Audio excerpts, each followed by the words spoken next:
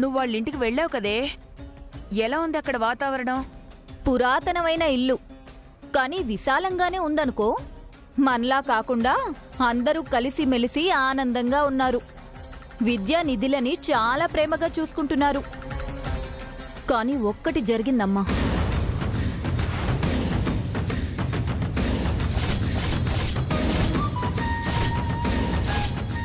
తెలుసో తెలీకో నాకు తెలీదు గాని నిధి ఎడమ కాలు పెట్టి ఇంట్లోకి వెళ్ళింది. కనుకో, మనకి కలిసొచ్చేదే అయితే ఆ నిధి వైపు నుంచి నరుక్కొద్దాం. అదే ఆలోచనలో ఉన్నానమ్మా. ఈరోజు గణపతి వాళ్ళింట్లో సత్యనారాయణ స్వామి వ్రతం. దాన్ని ఎలాగైనా చెడగొట్టి అరిష్టమని క్రియేట్ చేస్తాను. అందరిలో విద్య ఇంటికి రావడం వల్లే ఇంట్లో ఇలాంటివి జరుగుతున్నాయని అందరూ అనుకునేలా చేస్తాను. ఆలస్యం ఎందుకు? త్వరగా వెళ్ళి ఆ పనిలో ఉండవే.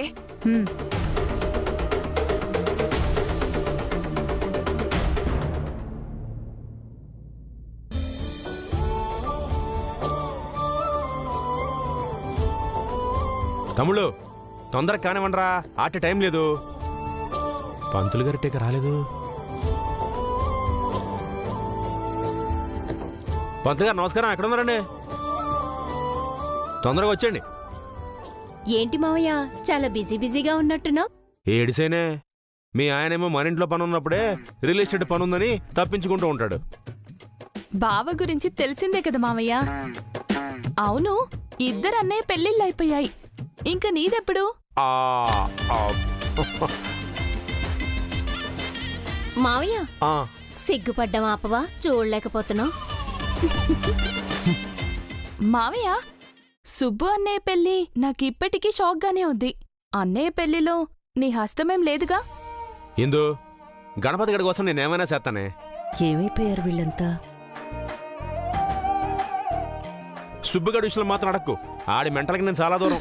శ్రీశైలం, ఏంట్రా ఇంకా మాట్లాడుకుంటున్నారు? ఏం పనులేమి పూర్తి కాలేదా? అక్క, 10 నిమిషాల్లో అంతా రెడీ అయిపోద్ది. ఇద్దరు కోడలు వచ్చారు, ఇంకా టెన్షన్ పడతావేటి? వెళ్ళి ప్రశాంతంగా కూసో. పో వెళ్ళమ్మా, ఎళ్ళక్క, వెళ్ళమ్మా, వెళ్ళు. అన్నట్టు అరిటాకులు కావాలి కదా?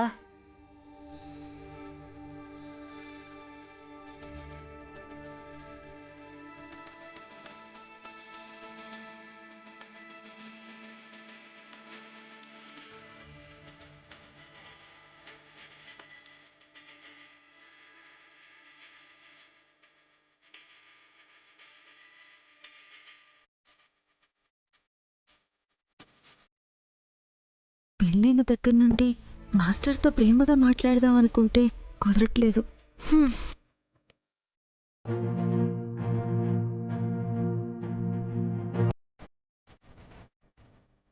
విద్య వేలు పట్టుకుని 7 అడుగులైతే వేశాను, కానీ విద్యకి ఎక్కడ నిజం తెలిసిపోతుందోనని భయం పెరిగిపోతుంది. ఏ గణం ఎటువైపు నుంచి వస్తుందో తెలియడం లేదు.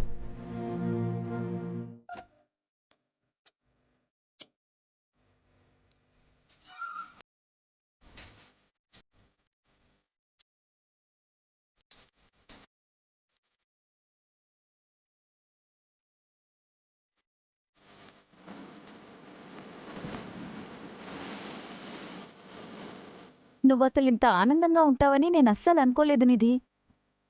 అంటే ఉండకూడదనా? నీ విషయంలో నేనెందుకు అలా అనుకుంటాను? విఘ్నేష్తో పీటల మీద పెళ్ళి ఆగిపోయింది కదా.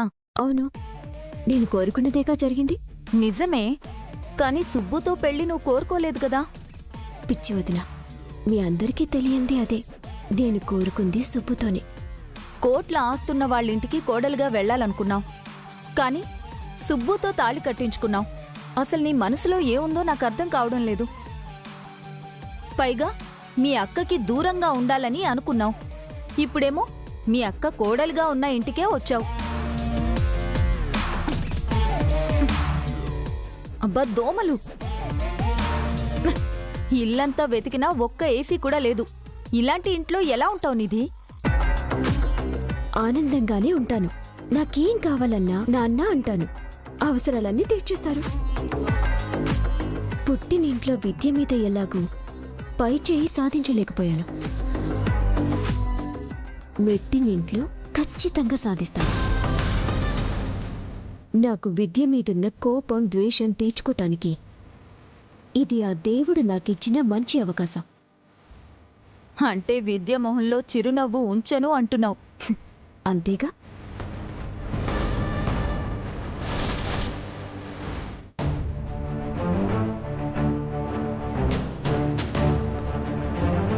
అల్లుడు టెన్షన్ పడుతున్నావేట్రా? కొత్తగా అడుగుతావేంటి మావయ్య? ఎప్పుడు ఉండేదే కదా. పెళ్ళయిందని ఆనందపడాలో, విద్యకి నేను ప్యూన్ అనే విషయం ఎక్కడ తెలిసిపోతున్నానని భయపడాలో అర్థం కావడం లేదు మావయ్య.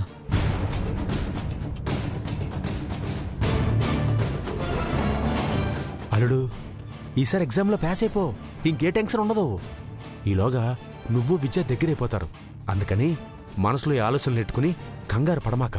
ఇదిగో సత్యనారాయణ పూజ అయిపోగానే పంతులు గారు శాంతిముహూర్తం పెట్టేస్తారు.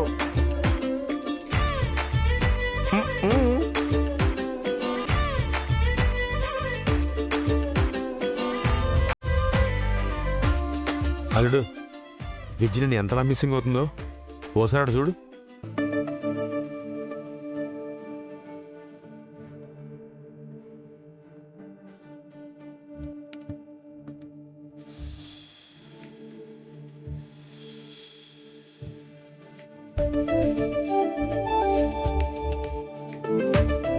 రే రే నీకోసం ఎందుకు వస్తుందిరా?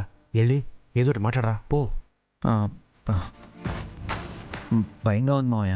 రే భయం వేసినప్పుడల్లా మనసులో శ్రీశైలమ్మావా అనుకో. నీ వెనకాల నేను ఉన్నాననే ధైర్యం వస్తుంది.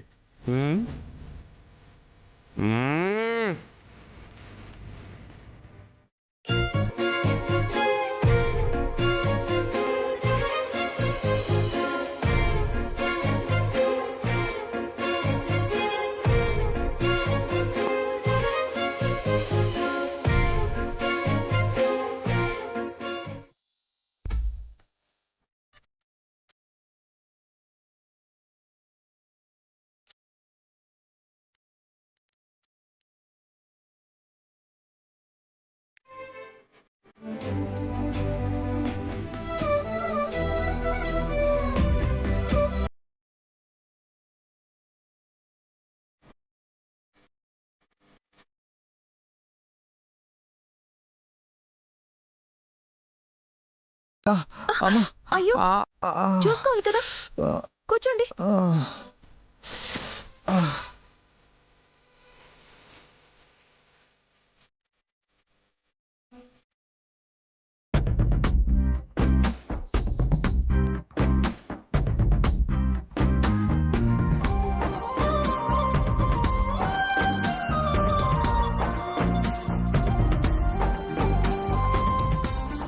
ఏంటండి చూసుకోవాలి కదా.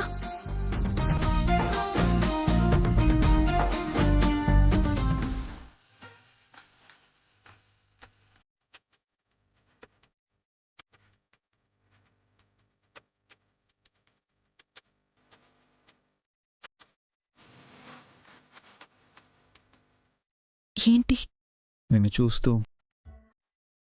చూపు తిప్పుకోలేకపోయాను విద్య. మీరు చాలా అందంగా ఉన్నారు. అందుకే ఎవరి దిష్టి తగిలినట్టుంది.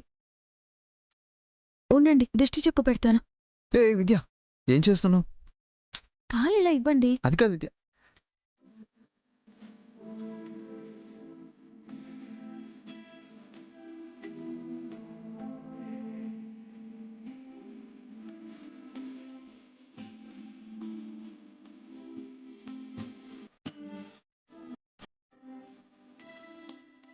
ఇప్పుడేం కాదు.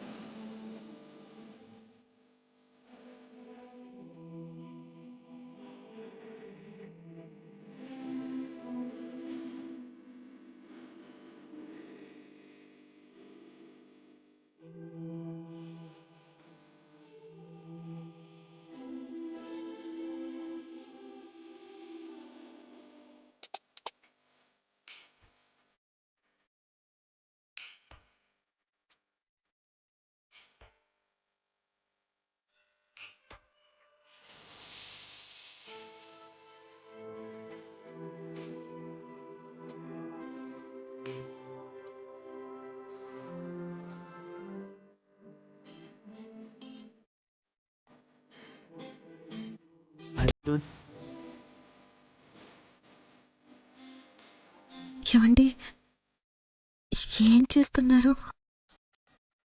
ఎవరైనా చూస్తారు. తప్పుగా అనుకోర్లే, మనం భార్యాభర్తలమేగా. నిజమే, కానీ ఇప్పుడు వద్దండి. అసలే సత్యనారాయణ స్వామి పూజ ఉంది. అది స్వామి పూజ అయితే ఇది నా దేవత పూజ.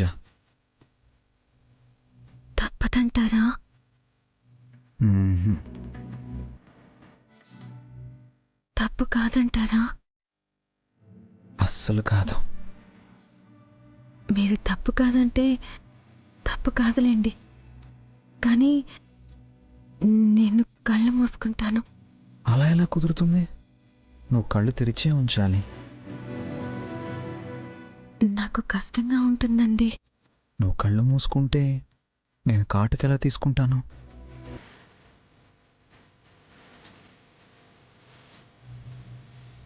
కాటుకా? దేనికి? దేవతలకు కూడా దిష్టి తగులుతుంది కదా, అందుకే నేను కూడా నీకు దిష్టి చుక్క పెడతాను. హ్మ్, నువ్వేమనుకున్నావు? నేనేమనుకుంటాను? దిష్టి చుక్కే అనుకున్నాను. మ్మ్హ్మ్. మ్,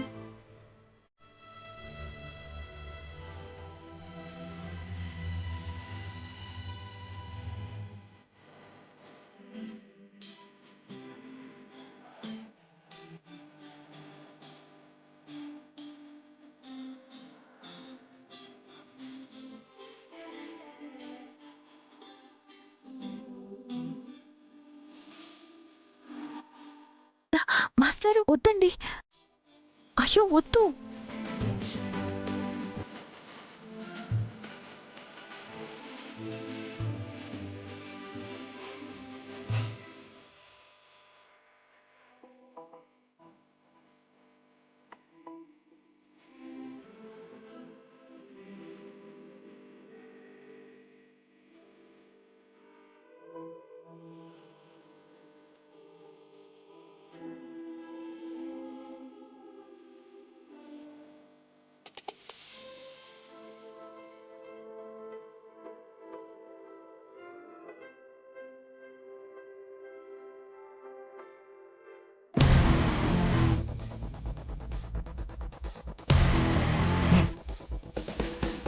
గణపతి గడికి నేనంటే భయం లేకుండా పోతుంది. నా పెళ్ళం నన్ను వదిలేసి పోయేలా ఉందిరా మగడా. డబ్బులు కావాలంటే రేపు ఎల్లుండని చెప్పి పెళ్లి చేసేసుకున్నాడు. ఇప్పుడు సత్యనారాయణ స్వామి వ్రతం కూడా చేసుకుంటున్నాడు. ఇప్పుడే నన్ను లెక్క చేయట్లేదంటే రేపు ఫస్ట్ నైట్ కాస్త అయిందనుకో ఎవడ్రా నువ్వు అనేస్తాడు. అందుకే ఈరోజు డబ్బులిచ్చేదాకా కదిలేదే లేదు. రే గణపతి, ఈరోజు నీ బండారం అంతా బయట పెట్టేస్తాను. ఆ దేవుడు కూడా నన్ను ఆపలేడు. వస్తున్నారా?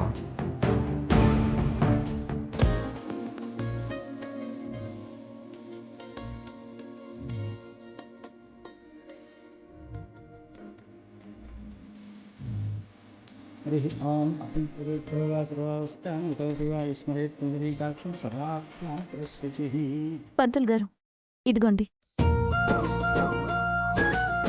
అమ్మా, అన్నీ తెచ్చినట్టే కదమ్మా? అన్నీ వచ్చేసే పంతులు గారు. అమ్మా, ముద్ద కర్పూరం లేదమ్మా? ఇక్కడే ఉంది పూజారి గారు.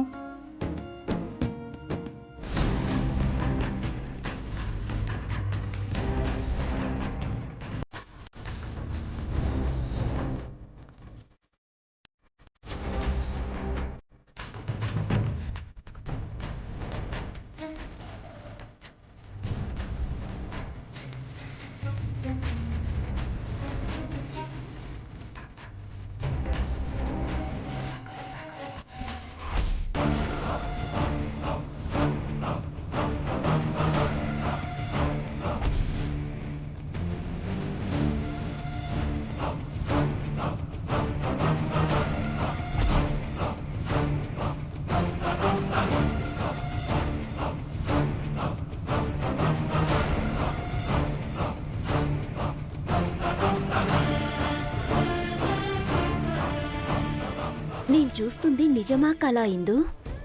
ఇద్దరికి ఒకేసారి కల రాదులే అక్క. ఆ పద్మేంటి తెగ పనిచేస్తుంది? మన గణపతికి విద్యకి పెళ్లి జరగటం తనకసలు ఇష్టం లేదు కదా. అదే నాకు అర్థం కావట్లేదక్కా. సర్లే, తన గురించి తర్వాత. నాకు మన గణపతి ప్రవర్తనలోనే ఏదో తేడా కనిపిస్తుంది. అంటే ఎందుకో మన గణపతి దేని గురించో కంగారు పడుతున్నాడు. విద్య దగ్గర ఇబ్బంది పడుతున్నాడు. సిగ్గేమో. పెళ్లికి ముందు లేకుండా ఇప్పుడు కొత్తగా వచ్చిందా? ఆదినారాయణ గారు అప్పగింతలే చేశారు, కానీ ఆస్తి ఇంకా ఇవ్వలేదు. అటు నుంచి రావాలంటే విద్య కడుపున ఒక కాయ కాయాలి. ఏంటప్పుడే? అప్పుడే వాళ్ళు మనం ఏది చెప్పినా వింటారు. నా కట్నం డబ్బులు నాకొస్తాయి. నీకు మంచిగా కట్నం ఇచ్చి పెద్దింటికి పంపిస్తాడు గణపతి. ఈ పూజ అవగానే శాంతి ముహూర్తానికి ముహూర్తం పెట్టించాలి. అక్కా చెల్లెలిద్దరూ ఏదో గుసగుసలాడుకుంటున్నారేంటి? నా మీద అనుమానం ఏం రాలేదు కదా?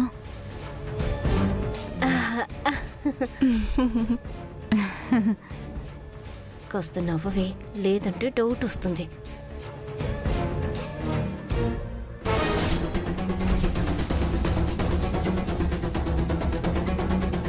నా తమ్ముణ్ణి కాదని ఈ ఇంటికి కోడలుగా వచ్చిన విద్యని ప్రశాంతంగా ఎందుకుండనిస్తాను? ఈ పూజలోనే మావయ్యకి విద్య ఇంట్లో ఉంటే సుఖంగా ఉండదేమో అనే అనుమానాన్ని మొలకెత్తిస్తాను. ఆ తర్వాత గణపతిని సైడ్ చేయించి నా తమ్ముడితో ముడి వేయిస్తాను. రండి. రండన్నయ్య గారు. నమస్కారం. నమస్కారం అండి. అమ్మా, నూతన దంపతులను రమ్మని చెప్పండి అమ్మా. అలాగే, వెళ్ళి తీసుకురండి. సరే అమ్మా. త్వరగా పదైందు.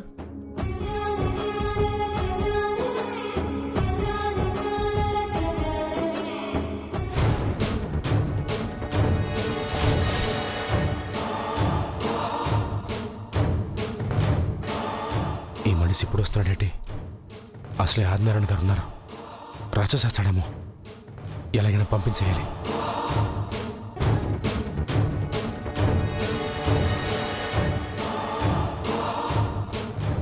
శ్రీశైలం, ఎక్కడికి? అది చిన్న పనండి. పనులు చేస్తుంటే వస్తూనే ఉంటాయి, పూజ అయ్యే వరకు ఉండవు. అవునరా, పద. రండి.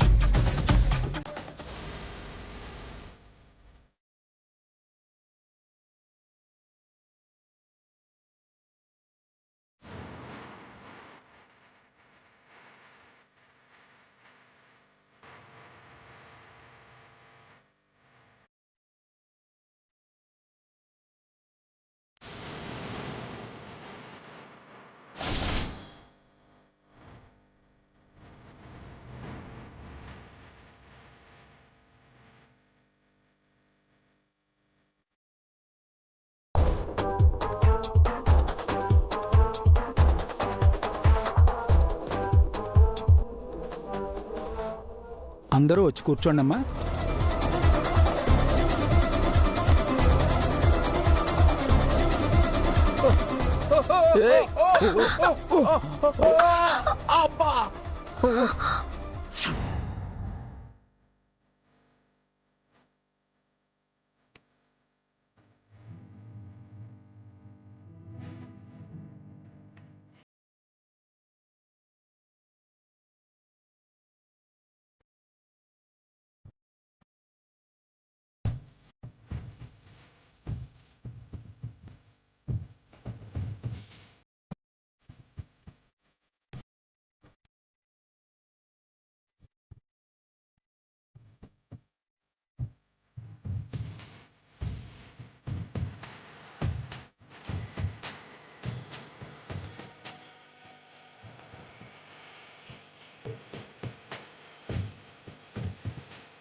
జారిపడి గణపతి నడుం విరుగుతుందనుకుంటే విద్య నడుం పట్టుకొని సినిమాల్లో హీరోలా ఫోజిచ్చాడు. విద్య, గణపతి సాంగ్ అయిపోయింది, పూజ మొదలు పెడదామా? దేవుడు ముందు రొమాన్స్ ఎందుకు?